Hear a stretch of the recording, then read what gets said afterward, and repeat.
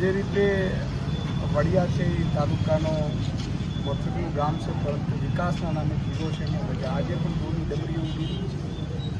તમે જુઓ, ખેડૂતોના ખૂબ પ્રશ્નો છે, વડિયા શહેરના ખૂબ પ્રશ્નો છે. આજે દુનિયા છે એ ચંદ્ર અને મંગળ ઉપર પહોંચી રહી છે, અને આપણે સારા રસ્તા નથી બનાવી શકતા, ગટર વ્યવસ્થા નથી બનાવી શકતા, પાણીની વ્યવસ્થા નથી કરી શકતા. એટલે આ ભાજપનો અહંકાર છે. અમારે કામની જરૂર નથી, અમે એમ જ ચૂંટાઈ જશું. અને અત્યારે ધાક ધમકીઓ, ડરનો માહોલ પેદા કરવો, એટલે મને લાગે છે કે આજે વડિયા મુકામે હું મારા ઉમેદવારો શ્રી, આગેવાનો, કાર્યકર્તાઓને મળવા આવ્યો હતો, અને ખૂબ બજારમાં પણ અમે ફર્યા છીએ.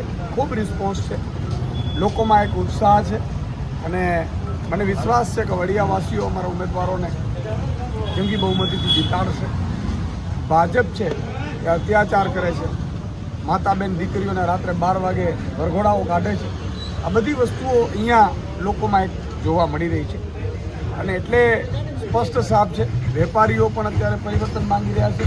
કારણ કે સ્વાભાવિક છે કે ધૂળની ડમરીઓ વચ્ચે આખો દિવસ એ લોકો વેપાર કરે છે. મને લાગે છે 50-100 ગ્રામ માટી પણ વેપારીઓના પેટમાં પણ જતી હશે ભાજપના પાપ. એટલે આ બધા પ્રશ્નો છે જેને લઈને વડિયાવાસીઓ આ વખતે પરિવર્તન કરશે.